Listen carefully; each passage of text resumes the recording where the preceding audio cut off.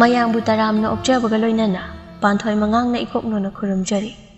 Ngasi sumahausagu mayanggidamakta yamna nungairaba Phunga Wari amamuk puduna lakjari. Wari asibu Thabirakpana Cheng Meetei.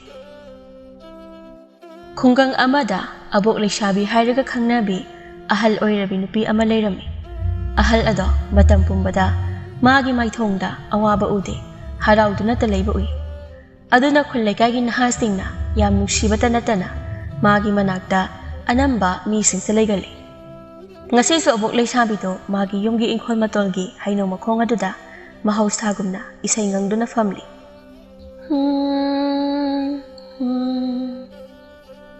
Nungsibanida mahatto Nungsibanida Thawaido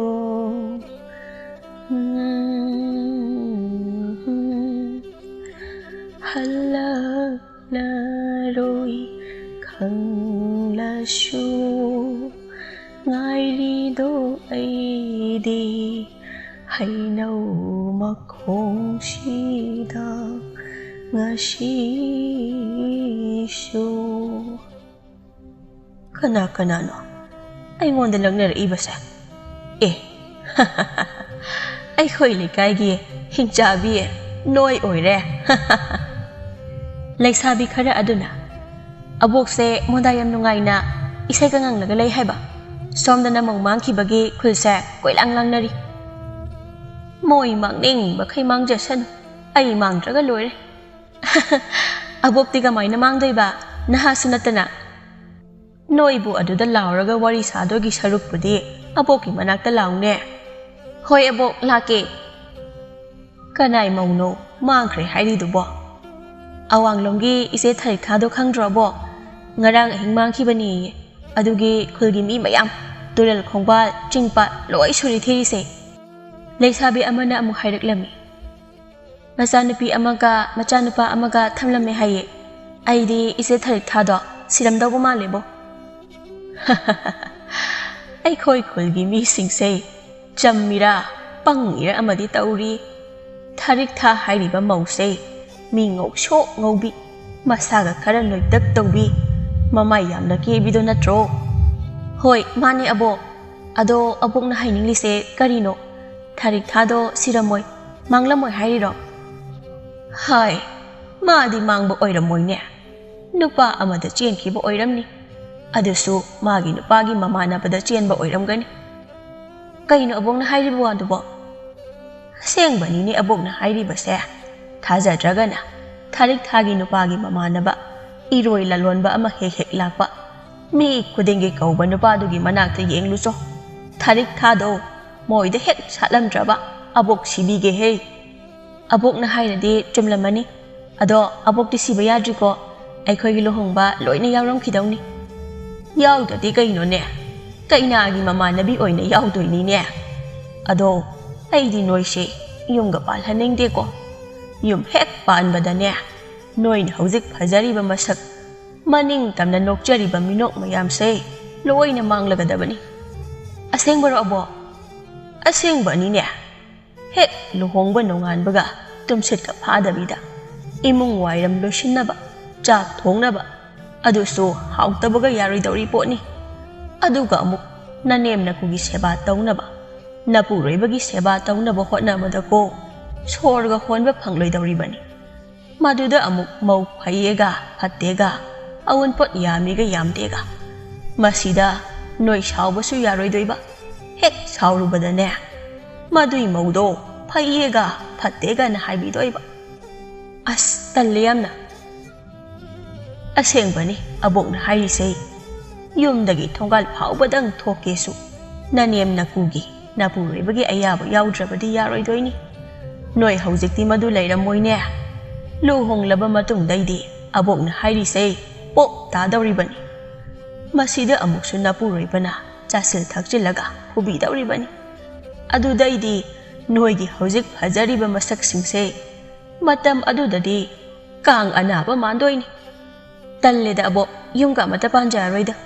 abok tawna nungaina ining tamna leijarage pakhang kharana abok leisabi singdo adugumba warido yamna lisinganuko hai adu lairi tharik tha phangle haibro phangle bo iroi lalon manupa amagi yumda salame haye aina haidra nga sai tharik thagi nupa do kalak hek peli kaigino abo adude mai nupa aduna mama nabado toina mayumda kauraga numit chupa ama adum leiminarabadi matudo mina nongma natraga nongmadi pukhiba tabani ne mai nupiduna khara higatrabadi hek phaba leisabi singdo wa launa nukmine wari so yamna nungairami ngahak leiraga leisabi singdusu hanakre abok leisabi di hainau aduda nga thaduna isai ngang hauri numit kharani leiraga pakhang naha singna abok leisabi da wakatlam leisabi amata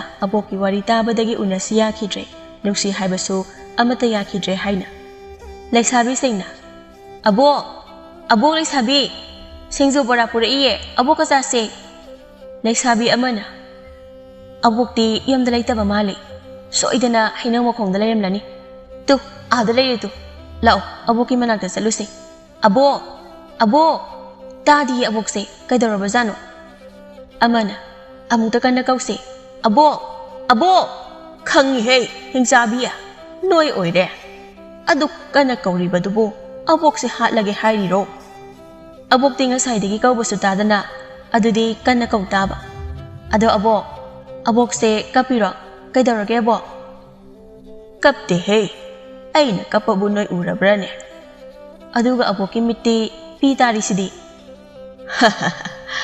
aidi tumningbagi hakam chanbaini ado kaino noina purakliba singdubo leisabi amana abokse mapan thongda nokjarabasu thamoi nungdadi yamna kapamanba amu yawiko amana amu hairi aboki asengbu wari leirabadi nasu ekhoida liramuko hayeng ningamja horohe ado abo ekhoina puri ise singzune borane hawai akangba atawbusu yawi hawai atawbududi noi chaw abok yaga tekhanba yadri yamna langki dawribani abok se yamna khatle haiba ado sida adum charasine hakjit langna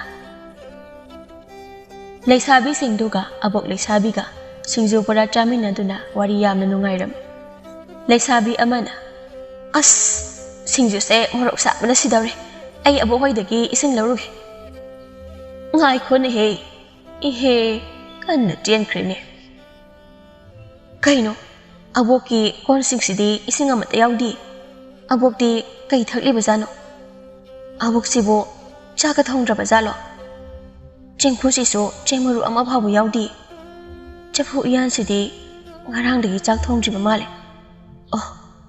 aikhoi aboksidi yang wana leiriba oire aduga aikhoi da so haidaba leisabi ataiduna tholakteda ising labu chakhiba napi siso tumduna leikraba jalane thogle he ising amata lehaudabani ne nangna aboki yumda changlibado leisabi ataiduna kaigina nangna ising labu changkhraga peri tawraga laiduna amana morok sabandana ngawrabo itabo itamayang aikhoigi aboksa ngarangdagi charai helamdawa male chengphusu mirang thuhawi ising konsu amata yahaude chaphu iyanse ngarangdagi chak thongdaba male leisabi ataiduna asengbaro ita nangna harisibo asengbani thajadraga changlaga yengusu leisabi ataiduna abo nang ngarangdagi chak chadabro hayo abo chai he ngarangdagi chadrabadi ai siroidro isingbudi abokti kaya thakte na soktabani chengphududi kuireda cheng haptaba aina ne atopa konda hapani leisabi amaduna abo nangna silyam nathi adu waraba phawba aikhoigi mangda adum noksinaraga leiba ngam asengbani ne abokna harise leisabi sengduna yare abo aikhoidi abokse aikhoide walote yamna phai haina khanjabani aduga abokti naso aikhoida phawba wayamna lole lao aikhoi chalase aikhoi amu hanna aboki man akta la aroisi chasi lao Oh, ꯏꯁꯨꯁꯤꯡꯁꯦ ꯑꯩꯉꯣꯟꯗ ꯂꯣꯏꯅ ꯁꯥꯎꯈ꯭ꯔꯕ ꯃꯥꯜꯂꯤꯅꯦ ꯊꯋꯥꯏꯁꯦ ꯑꯣꯟꯊꯣꯛꯅ ꯅꯨꯡꯉꯥꯏꯈꯤꯗ꯭ꯔꯦꯗ ꯉꯁꯤꯗꯤ ꯑꯩꯅ ꯀꯌꯥꯝ ꯋꯥꯠꯂꯤꯕꯖꯥꯠꯅꯣ ꯁꯤꯗꯧꯕ ꯃꯗꯨꯒꯤ ꯑꯉꯥꯎꯕꯗꯨꯁꯨ ꯑꯩ ꯀꯣꯛ ꯂꯧꯕ ꯂꯥꯛꯑꯒꯦ ꯂꯩꯇꯦ ꯑꯩꯅ ꯍꯩꯅꯧ ꯃꯈꯣꯡꯁꯤꯗ ꯅꯨꯡꯇꯤ ꯅꯨꯃꯤꯠ ꯈꯨꯗꯤꯡꯒꯤ ꯏꯁꯩ ꯁꯛꯇꯨꯅ ꯉꯥꯏꯔꯤꯕꯁꯦ ꯃꯥꯅꯦ ꯍꯥꯏꯕꯁꯦ ꯀꯥꯎꯔꯕ ꯃꯥꯜꯂꯦ ꯅꯠꯇ꯭ꯔꯒ ꯃꯥꯕꯨ ꯑꯩ ꯉꯥꯏꯔꯝꯗꯅ ꯃꯄꯣꯛ ꯑꯃꯒ ꯄꯣꯛꯂꯒ ꯑꯇꯣꯞꯄ ꯅꯨꯄꯤ ꯑꯃꯒ ꯂꯧꯅ ꯂꯩꯅꯗꯨꯅ ꯂꯩꯈ꯭ꯔꯕ ꯖꯥꯠꯂꯅꯦ ꯑꯩ ꯈꯔ ꯊꯨꯅ ꯁꯤꯗꯕ ꯌꯥꯗꯦ ꯉꯥꯏꯍꯥꯛ ꯂꯩꯔꯒ ꯈꯨꯜꯒꯤ ꯄꯥꯈꯪ ꯂꯩꯁꯥꯕꯤꯁꯤꯡꯗꯣ ꯆꯦꯡꯗꯒꯤ ꯏꯁꯤꯡꯗꯒꯤ ꯉꯥ ꯑꯌꯥꯏꯕ ꯑꯇꯦꯛꯄ ꯍꯦꯟꯖꯥꯡ ꯅꯥꯄꯤꯗꯒꯤ ꯃꯔꯣꯏ ꯃꯔꯥꯡꯗꯒꯤ ꯄꯨꯗꯨꯅ ꯂꯥꯛꯅꯔꯝꯃꯤ ꯀꯔꯤꯅꯣ ꯏꯁꯨ ꯃꯌꯥꯝꯁꯤꯅ ꯇꯧꯔꯤꯕꯁꯤꯕꯣ ꯏꯁꯨ ꯁꯥ ꯀꯔꯤꯅꯣ ꯅꯣꯏꯅ ꯄꯨꯔꯛꯏꯕꯁꯤꯡꯗꯨꯕꯣ ꯀꯩꯝꯇ ꯍꯥꯏꯔꯛꯀꯅꯣ ꯑꯕꯣꯛ ꯑꯩꯈꯣꯏ ꯑꯕꯣꯛꯀ ꯈꯠꯅꯔꯕꯅꯤ ꯄꯥꯈꯪ ꯑꯃꯅ ꯑꯃꯨꯛ ꯍꯥꯏꯔꯛꯏ ꯑꯕꯣꯛꯀꯤ ꯃꯅꯥꯛꯇ ꯂꯩꯁꯥꯕꯤꯁꯤꯡ ꯂꯩꯕꯗꯒꯤ ꯑꯩꯈꯣꯏ ꯐꯥꯎꯕ ꯌꯥꯎꯅ ꯑꯕꯣꯛꯇ ꯋꯥꯔꯧꯔꯕꯅꯤ ꯂꯩꯁꯥꯕꯤ ꯑꯃꯅ ꯑꯃꯨꯛ ꯍꯥꯏꯔꯛꯏ ꯏꯁꯨꯗꯤ ꯍꯥꯏ ꯑꯗꯨꯒ ꯑꯩꯈꯣꯏꯗ ꯋꯥꯗꯤ ꯂꯣꯠꯂꯤꯅꯦ ꯋꯥ ꯂꯣꯠꯄ ꯅꯠꯇꯦꯅꯦ ꯏꯁꯨ ꯁꯥꯅꯣꯏꯕꯣ ꯋꯥ ꯂꯣꯠꯂꯤ ꯅꯠꯇ꯭ꯔꯣ ꯑꯕꯣꯛꯀꯤꯗꯣ ꯆꯔꯥ ꯍꯦꯜꯂꯕ ꯐꯥꯎꯕ ꯑꯩꯈꯣꯏꯗ ꯅꯣꯛ ꯅꯣꯛꯇꯅ ꯋꯥꯔꯤ ꯁꯥꯔꯤꯗꯣ ꯋꯥ ꯂꯣꯠꯄꯩ ꯅꯠꯇ꯭ꯔꯣ ꯏꯍꯦ ꯑꯩꯕꯨ ꯏꯁꯨꯁꯤꯡꯗ ꯆꯔꯥ ꯍꯦꯜꯂꯤ ꯍꯥꯏꯒꯗ꯭ꯔꯣ ꯑꯗꯨꯒ ꯋꯥꯔꯤ ꯁꯥꯕꯕꯨ ꯀꯞꯄꯒ ꯋꯥꯔꯤ ꯁꯥꯒꯗ꯭ꯔꯣꯅꯦꯍꯦ ꯌꯥꯔꯦ ꯑꯕꯣꯛ ꯋꯥꯒ ꯑꯃꯇ ꯍꯥꯏꯅꯒꯨꯝꯁꯤ ꯑꯗꯣ ꯀꯔꯤꯅꯣ ꯅꯣꯏꯅ ꯇꯧꯔꯤꯁꯤꯕꯣ ꯑꯃꯅ ꯏꯃꯨꯡ ꯁꯤꯜꯂꯛꯏ ꯑꯃꯅ ꯋꯥꯏ ꯇꯩꯔꯛꯏ ꯑꯃꯅ ꯆꯥꯛ ꯊꯣꯡꯂꯛꯏ ꯅꯨꯄꯥꯁꯤꯡꯁꯤꯅ ꯀꯔꯤ ꯇꯧꯔꯤꯅꯣ ꯁꯤꯡꯕꯨ ꯈꯥꯏꯕꯋꯣ ꯉꯥꯕꯨ ꯁꯦꯝꯕꯋꯣ ꯅꯠꯇꯦ ꯀꯔꯤꯅꯣ ꯅꯣꯏ ꯃꯌꯥꯝꯅ ꯑꯕꯣꯛꯀꯤ ꯌꯨꯝꯁꯤꯗ ꯂꯥꯛꯑꯒ ꯇꯧꯔꯤꯕꯁꯤꯕꯣ ꯑꯕꯣꯛꯇꯤ ꯁꯤꯔꯒꯦ ꯇꯧꯔꯀꯥꯟꯁꯤꯗ ꯁꯤꯕꯝꯒ ꯑꯃꯠꯇ ꯈꯪꯂꯣꯏꯗꯧꯔꯤꯅꯦ ꯑꯩꯕꯣ ꯀꯔꯤꯒꯤ ꯑꯕꯣꯛꯇꯤ ꯁꯤꯗꯣꯏꯕ ꯑꯩꯈꯣꯏ ꯃꯌꯥꯝꯁꯤꯒꯤ ꯂꯨꯍꯣꯡꯕ ꯌꯥꯎꯈꯤꯅꯤ ꯀꯩꯅꯥꯒꯤ ꯃꯇꯥ ꯑꯣꯏꯅꯤ ꯀꯥꯏꯅ ꯌꯥꯝꯅ ꯍꯥꯏꯈꯤꯗꯥꯏꯅꯦ ꯑꯗꯨꯒ ꯀꯔꯤꯒꯤ ꯁꯤꯗꯣꯏꯕ ꯑꯩꯅ ꯁꯤꯗ꯭ꯔꯕꯗꯤ ꯑꯩꯒꯤ ꯄꯥꯝꯃꯨꯕꯗꯣ ꯃꯄꯣꯛ ꯑꯃ ꯄꯣꯛꯇꯅ ꯅꯨꯄꯤ ꯑꯃꯒ ꯂꯩꯔꯝꯃꯅꯤ ꯑꯗꯨꯒꯤꯅꯤꯅꯦ ꯄꯥꯈꯪ ꯂꯩꯁꯥꯕꯤꯁꯤꯡꯗꯣ ꯑꯕꯣꯛ ꯂꯩꯁꯥꯕꯤꯒꯤ ꯋꯥꯗꯨ ꯇꯥꯔꯒ ꯂꯣꯏꯅ ꯑꯕꯣꯛ ꯂꯩꯁꯥꯕꯤꯒꯤ ꯃꯅꯥꯛꯇ ꯆꯦꯟꯁꯤꯜꯂꯛꯂꯝꯃꯤ ꯃꯣꯏ ꯃꯌꯥꯝꯗꯨꯅ ꯑꯕꯣꯛꯀꯤ ꯄꯥꯝꯃꯨꯕ ꯍꯥꯏꯁꯦ ꯀꯅꯥꯅꯣ ꯑꯕꯣꯛ ꯑꯕꯣꯛꯀꯤꯁꯦ ꯅꯨꯡꯁꯤꯅꯕ ꯅꯨꯄꯥꯒ ꯂꯩꯔꯝꯕ꯭ꯔꯣ ꯍꯥꯏꯌꯣ ꯑꯕꯣꯛ ꯍꯥꯏꯌꯣ ꯍꯥꯏꯕꯅꯤ ꯑꯩꯁꯨ ꯀꯃꯥꯏꯅ ꯍꯥꯏꯈ꯭ꯔꯤꯅꯣ ꯍꯦꯛ ꯈꯪꯍꯧꯗꯦꯗ ꯑꯕꯣꯛ ꯍꯥꯏꯌꯣꯕ ꯑꯕꯣꯛꯀꯤ ꯋꯥꯔꯤ ꯌꯥꯝꯅ ꯇꯥꯅꯤꯡꯉꯦꯕ ꯄꯥꯈꯪ ꯑꯃꯅ ꯑꯕꯣꯛꯇꯤ ꯅꯁꯨ ꯑꯩꯈꯣꯏꯗ ꯋꯥꯔꯤꯒ ꯌꯥꯝꯅ ꯂꯣꯠꯂꯤꯕ ꯑꯣꯏꯔꯤꯖꯥꯅꯤꯅꯦ ꯑꯗꯣ ꯉꯁꯤꯗꯤ ꯑꯕꯣꯛꯀꯤ ꯂꯣꯠꯁꯤꯟꯗꯨꯅ ꯊꯝꯂꯤꯕ ꯋꯥꯔꯤꯁꯤꯡꯗꯣ ꯂꯤꯗꯕ ꯌꯥꯔꯔꯣꯏ ꯂꯩꯁꯥꯕꯤꯁꯤꯡ ꯑꯗꯨꯅ ꯑꯕꯣꯛꯅ ꯅꯨꯡꯇꯤꯒꯤ ꯍꯩꯅꯧ ꯃꯈꯣꯡꯗ ꯃꯣꯃꯣꯟꯅꯣꯛꯅ ꯏꯁꯩ ꯉꯪꯂꯤꯕꯁꯦ ꯃꯔꯝ ꯂꯩꯕꯒꯤ ꯑꯣꯏꯔꯦ ꯑꯕꯣꯛꯀꯤ ꯏꯁꯩ ꯃꯌꯦꯛꯇꯨꯁꯨ ꯃꯔꯧ ꯌꯥꯝꯅꯗꯤ ꯂꯩꯔꯤꯕꯗꯣ ꯑꯕꯣꯛꯀꯤ ꯑꯔꯣꯟꯕ ꯋꯥꯔꯤ ꯌꯥꯝꯅ ꯂꯩꯕꯒꯤ ꯑꯣꯏꯔꯦ ꯃꯣꯏ ꯃꯌꯥꯝꯅ ꯍꯥꯏꯃꯟꯕꯗꯒꯤ ꯑꯕꯣꯛ ꯂꯩꯁꯥꯕꯤꯗꯨꯅ ꯑꯩꯅ ꯆꯍꯤ ꯀꯌꯥꯗꯒꯤ ꯀꯅꯥꯗꯁꯨ ꯂꯤꯗꯅ ꯊꯝꯂꯛꯂꯤꯕ ꯑꯕꯣꯛꯀꯤ ꯑꯔꯣꯟꯕ ꯋꯥꯔꯤꯁꯤꯡꯁꯦ ꯉꯁꯤꯗꯤ ꯏꯁꯨꯁꯤꯡ ꯑꯁꯤꯗ ꯂꯤꯔꯒꯗ꯭ꯔꯅꯦ ꯂꯩꯁꯥꯕꯤ ꯑꯃꯅ ꯆꯥꯛꯁꯪꯗ ꯂꯤꯕꯤꯌꯣ ꯑꯕꯣꯛ ꯑꯩ ꯆꯥꯛ ꯊꯣꯡꯅ ꯇꯥꯒꯦꯕ ꯅꯠꯇ꯭ꯔꯕꯗꯤ ꯑꯩ ꯆꯥꯛ ꯊꯣꯡꯐꯝ ꯈꯪꯂꯔꯣꯏ ꯄꯥꯈꯪ ꯑꯃꯅ ꯑꯃꯨꯛ ꯍꯥꯏꯔꯛꯏ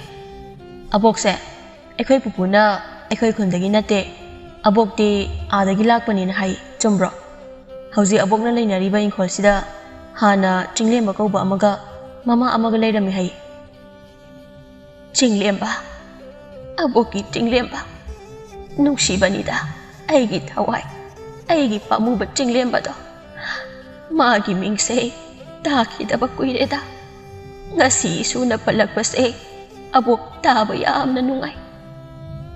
Abok, chingle makanano. Abok na magibing palaga karigi kaplibano. Abok, nasuay ko'y da wariya mo talibiyo. Lige, ngasi di isung mayam da. Miyoy kana amatana. Tawa sabi draba. Mawalawik hidraba aboki. Aseng wari say. Lige ngasi di. Moy mayam do Abok Leisabigi managta nagna question do na pami aduga yam kaurang na warita na bangayri. Abok Leisabi na magi hawkraba mami sam kraba wari singado mapi mara jena liba hawrakli. Abok she naukshum hayriba law kraba kul amadagini. Ay gi kung gangaduda ay koy mo nungay ba yay pa ba imong late. Abok ki isil inaw taret sui. Ibung mari, isi ani. Abok na mayamdagi iton bini.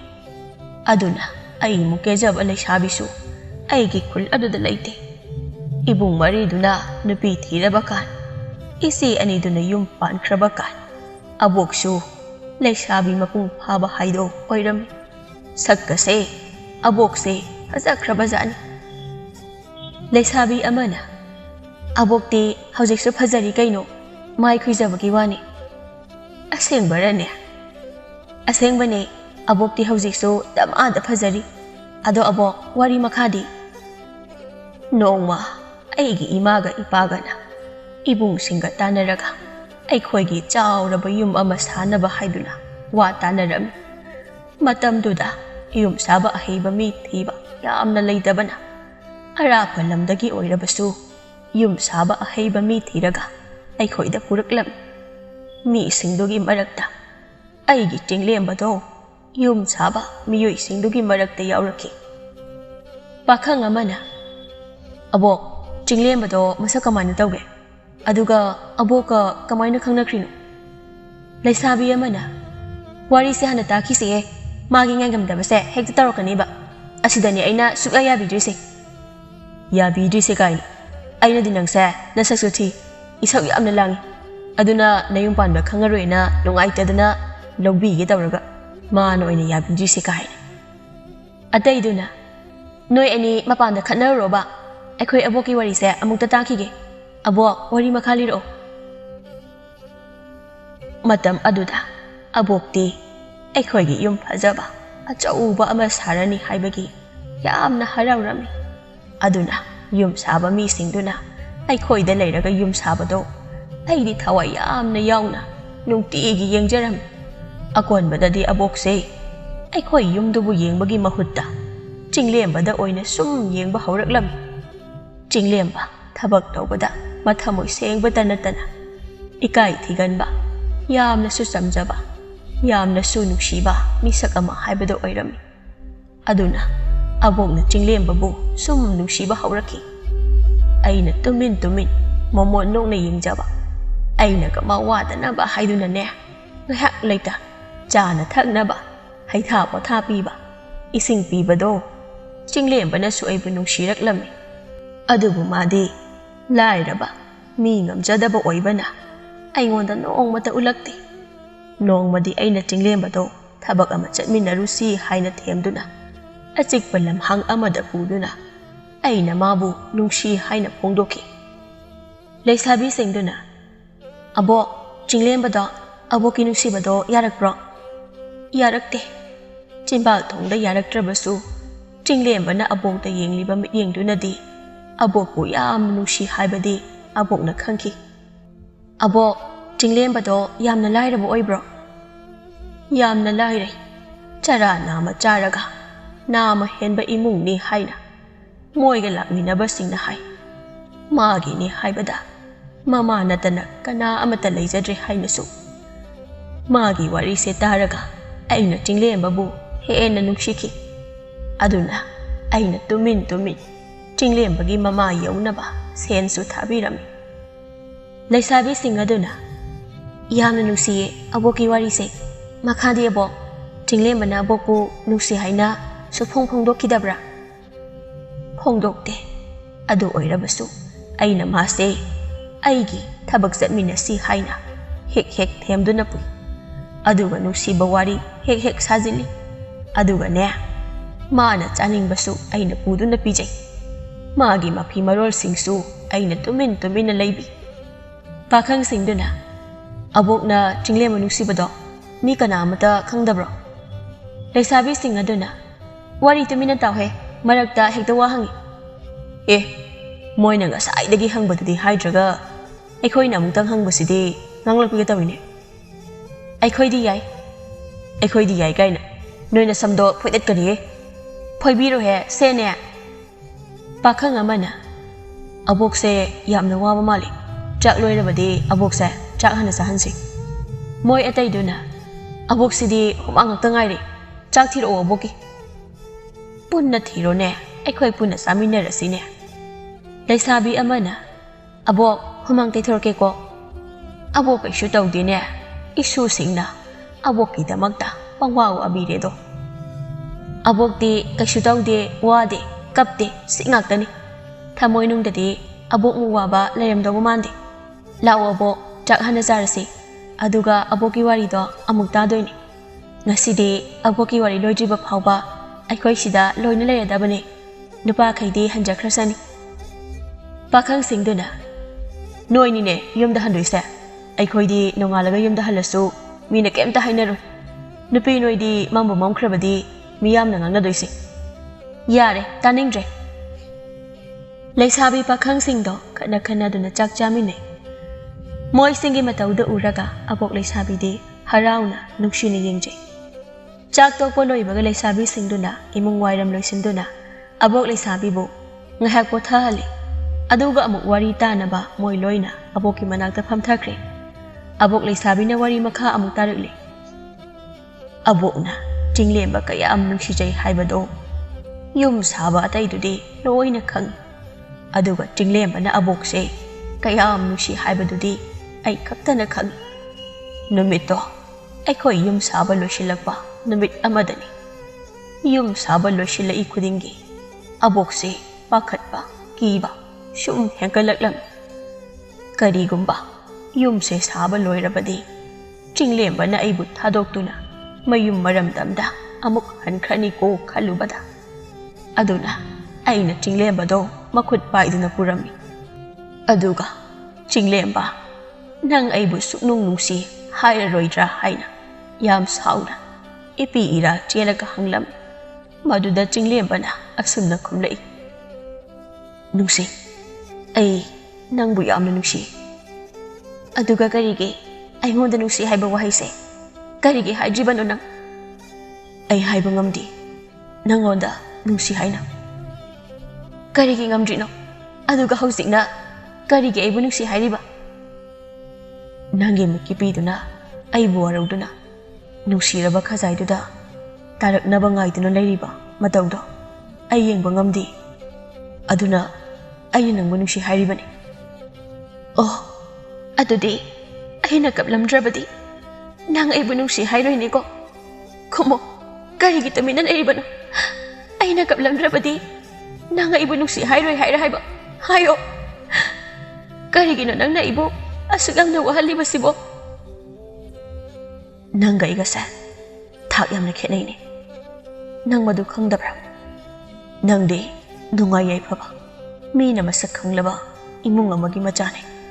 Nang na ningjaba pamjaba pumba phangba ngamlabi adugumba misak amani. Aduga aina kana ayuk charaga nungdang chara heliba nungdang charagana ayuk chara heliba. Aigine haibada ima pangal solabi lairabi manadana kanasu leitraba adugumlaba yamna tolaba misak amani. Sida nang nakarigi aybu nungsigibano nang pangano aydi noygi yumsa sangaba loiraga chatkragadaba amuk hanasu mafam asida laklaroidaba misakni. Aduga nangdi ay nataba nungayay pharaba masak mataw phajaraba nupa kayabu iray layna fanglagadabi nupi amani. Nang aygi wakal thadoktrabadi ay yumda hankrake. Chinglemba na wa hayba loidringi abok leisabi na chinglembagi mamaida khupakna tharami. Aduga kaptuna asumna hayraklami. Nangyapna haningbra na yumda nayum hangi hayrabadi ay sunoygi yumda hajik mapuraga handawba khangledana. Aduga ne nangna ay di nupa masak phajaba mayam ama iray layna phangni hayriba nupa mayamduda aygi khwaidagi nuksijaba chinglemba nangdi yawramoi khangledana. Nangna aygi nuksibase kari oina uge ha kaidarage aina hujik khupangna thabado yamna naraba. Chinglemba se ay yenge songi khazaido pungangang laba male kem tawde pairakan haibani mi. Ikai biga sadauri mana aygi thamoy se wakai wahalaga. Ado nang ay puraga chatoyro chaloidero hana hayro se hayro haibani. Nang khumdre nang hayroy adudi ay adagi ujaksida karaga chongtharaklage. Ha nang ukaba haibra haise adusu phanek tuga nang na puro hairabadi haidrasu karadabani puni haidi kar sasa hairo ai use karaga chongthanaba phanek sa takhatpa horabani ngai khu nang aingonda leradi yamna wani nang chara henbado tandro yamna wabani chaklambado kaigi charagi hendoiba ai yakna nungaiba imungi leisabina haibase nang kaurabo aina noida lakpa haise aigi ima ipa ibung ise singna phaudagi laudagi sanadagi phidagi adagi sendagi dama hapa adabani khanglaba aduna nangna chara henena pakhatlido pakhatkanu karigumba noigi imungi mi amatana aibu pamdrabadi kamdauba pamsu pamloi haiba ai khangi adu oiragana aigi areba sanadagi sendagi phiroldagi leiriba singdo puraga ibani tamina chengkhraga loire kaino aduga ibani noi imadu puraga mafam amada leiragane aigi ayawa sen sanaduna thaba ama tawbu yai adu oirabadi wasu waroi kaino se nang adugi damakta kemta khalunune nangi napi ai leirine ado nangna ai nusibitaba mikuptane ai sijare khangu aidi atai kari mata pamde nangi minai oyu hairasu oijage nangai bude yamna nusibiyu luna tawbiyo ko chinglemba abok leisabigi nusiba wahai singdada mapita kiba khangaude tari ba pakhang leisabi singdasu mapita duna kapi karige nang boigi minai ohendoino nangde hegi thawai disu hena chekshin thamoi nungda laklaga thamdoine ado ai noigi yum sabase hek loibaga ai nang boigi magi manakta punsigi oina puraga chatke ado nang aiga lakminariba misingdasu noigi yumgi misingdasu hairukinuko hairi ibani aikhoigi yum saba hek loibaga nangi sen phangbaga chengkhrasi aisu sana saba yaba sajil horage nangbo noigi yum phajabase leningbga phawdro noigi babaga ibung singanade nangi kasna mayamdagi hena ifa phaja halona haribani nang ujingai tade yamna lening lame haujikti leningre nangi nakta leibanatana ai atai mafam amatada leningre aigi yumdade nong yui karigumba nong taraklamadi nang chotkani aina nong chotlaga nangai bu yenglaga leiba ngamgadrone ngamloi aina nangbu nong chotanaba ai chotarabasu aina nangbudi khangani khanbe mahotane yum yobaga I phalaga kupsiloko lao yumda halase yumda thinaramlani tinglembaga moi ani yumda kare thaba ama chatminaruba saduna adubu numisidagi abok leisabigi imungi mi singna jingnaba hauraklam mabung singdugi nupi singdudi mai hauna sauduna mabung singduda isau langba hauram numisidagi mabung singa manama singana tinglembaga abok leisabiga do senaba hauraklam manama yaimana tayai nasa nupi se sena hausiko masigi apangba manba nupase kariba tinglemba sina uraga sasakisani hayeng khullekai mamangdane mai thangalaga chatpa aikhoi ngamoroiko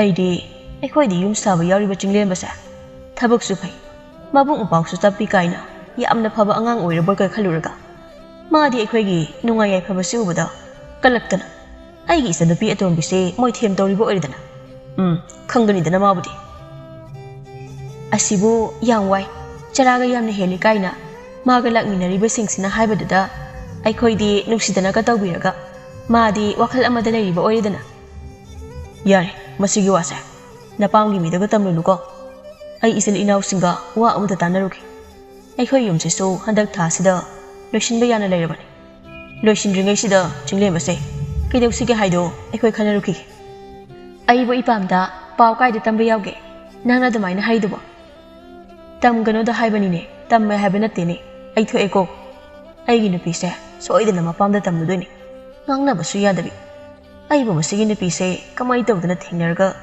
aigi nupi oina lawra inu khangdi ma lawrubade nupi ga laikhire ani raksulaga nupi thiningdremi masak siga ba ipamda chatluge aduga pau tamluge natrabadi ise hoi inapi hoina pau tamba hankini Abok Leisabina Sanadi Panayamna yamne he aina pudaugi tongsilibasa yumsu saba loidore sangabaga yaroidabani chinglembaga adum chengkhradabani ai moigi jana thaknaba amukta piruge chinglembagi ne hena hapigi ngamokse manama atombina ibema nangna pudoiba moigi jana bado inama oina piruge nang ka dadum layu karaina piroone kaigino noina handak marak aingonda thabak suba mi singi jana thaknaba se supu puthondri sibo aisu kaada dum leibisi wayi taning de ko mapanda mi phataba yam lei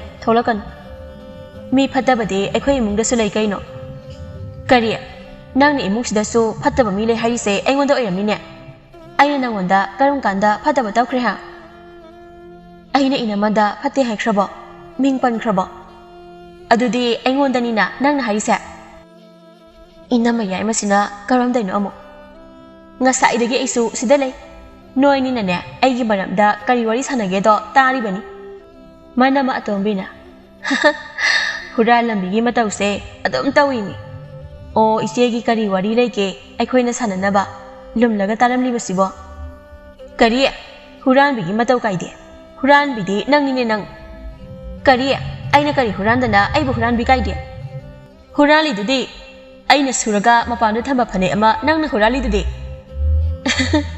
ai diam nokninge da manama atombina nangso aigi mapana thamba hurali tude aina nangi kari hurali ba ha haidokpada ikai ni he aduna nang nasana dum khangjaro manama ahum sobi aduna noi ani khanage sune adum khatnabiyu ai ka de yahan birakan moi ani duna kari no sinamo o ibema nangna khanaba pa ambasidi pami da ko nangi maramda aikhoi kari haidana yawra inone manama haladuna noibo tapna tamna ngangnau ne mapana thabak suba mi singse loina tari ni manama yaimana ise gyan tabi afabiga sabir anuda aigi nupagi pukhamdagi nga thongba huran bangambi ise nangnasu kari haiba aibo hinjang huran bi kaina nangda hatlagi he Abok Leisabina noi khatna hawrogo aidi aigi singlembagi chanaba piruge mau mari do khatnabagi matang do Leisabi pakhang singduna wanthakai noklam aduga moi mau mari khatnabado babung singduna khamdoktuna mai magi kanda mai magi napi singdo pusinna khiram mau mari do nangasi moina khatnari do jinglembagi maramdagi ni jinglembana khatnahanbani haina machan napi amade jinglembagi maramda pauja tamsilam aduna mabung mari do jinglembada mai hauna sangba sum henkalaklam moi singduna aboki inama singdo yamna nokningi ko ado abo makhadi kamaina tawrage aboka jinglembaga do jelakhibro kaidawre abo kaplade aboki wari se loirakadawre aboki awaba mikup haido amuk wari da yoraklene abo yum saba loiduna Chinglembaga aiga telani haibase Chinglembaga lakminaba nupa amana khanglaga leiram nupa aduna aigi yumgi mi singda haidoktuna magi oijaba lauraga tuminna leikhiram Chinglembaga aigadi kari su khangjadabana yamna harauna hayeng da ngairaba numit ase ngaiduna manglan kaya sagatuna leiram adubu kaidarage abo yamna warabo waye abo yamna wai numit adugi numitangduda aigi phatraba ibung singduna aigi pamuba aigi thawai chinglemba bu pharaga puthokduna mafam khangdana hatuk pikhibani ne Leisabi pakhang singduna kaptuna Abok Leisabi bu sangsinduna koli Abok Leisabi na wari makha amu kapna tari